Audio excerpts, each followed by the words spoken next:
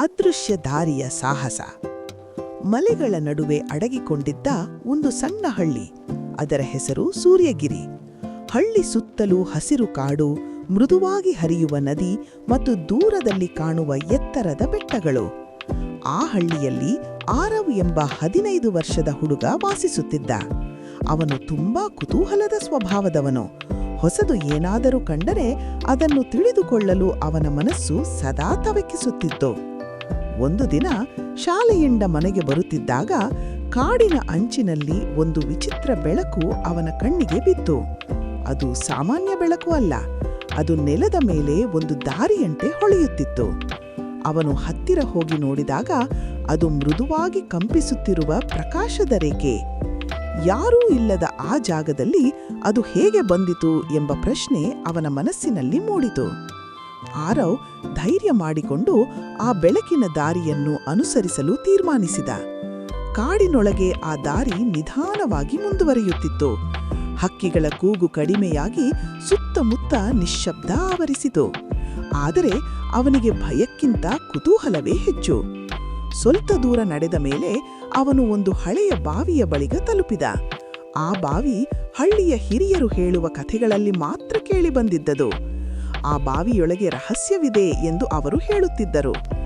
ಬೆಳಕಿನ ದಾರಿ ನೇರವಾಗಿ ಬಾವಿಯೊಳಗೆ ಹೋಗುತ್ತಿತ್ತು. ಆರವ್ ಕಲ್ಲಿನ ಮೆಟ್ಟಿಲುಗಳನ್ನು ಹಿಡಿದು ಬಾವಿಯೊಳಗೆ ಇಳಿದ. ಕೆಳಗೆ ಇಳಿದಾಗ ಅವನಿಗೆ ಆಶ್ಚರ್ಯವಾಯಿತು. ಬಾವಿಯೊಳಗೆ ಒಂದು ಗುಹೆಯಂತಿರುವ ದಾರಿ ಕಂಡಿತು. ಆ ದಾರಿ ಮೃದುವಾಗಿ ಪ್ರಕಾಶಿಸುತ್ತಿತ್ತು. ಗೋಡೆಗಳ ಮೇಲೆ ಹಳೆಯ ಚಿತ್ರಗಳು, ಯೋಧರು, ಪ್ರಾಣಿಗಳು ಮತ್ತು ಒಂದು ದೊಡ್ಡ ವೃಕ್ಷದ ಚಿತ್ರ.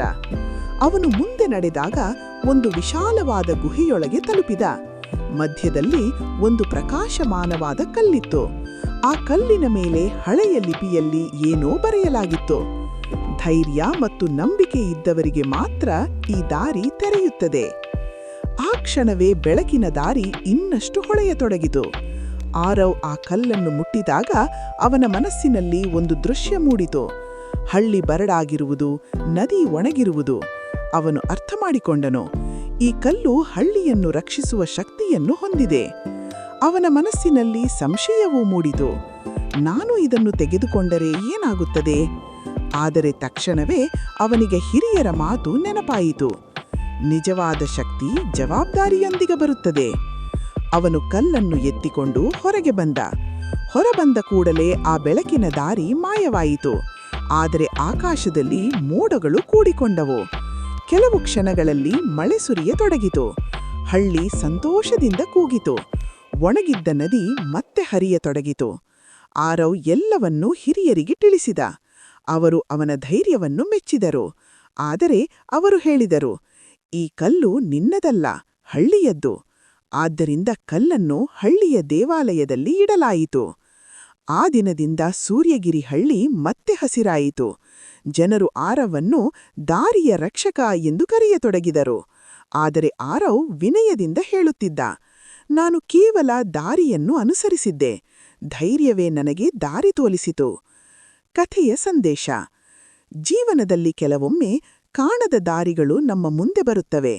ಅವುಗಳನ್ನು ಅನುಸರಿಸಲು ಧೈರ್ಯ ಮತ್ತು ನಂಬಿಕೆ ಬೇಕು. ನಿಜವಾದ ಸಾಹಸ ಅಂದರೆ ಭಯವನ್ನು ಜಯಿಸುವುದು.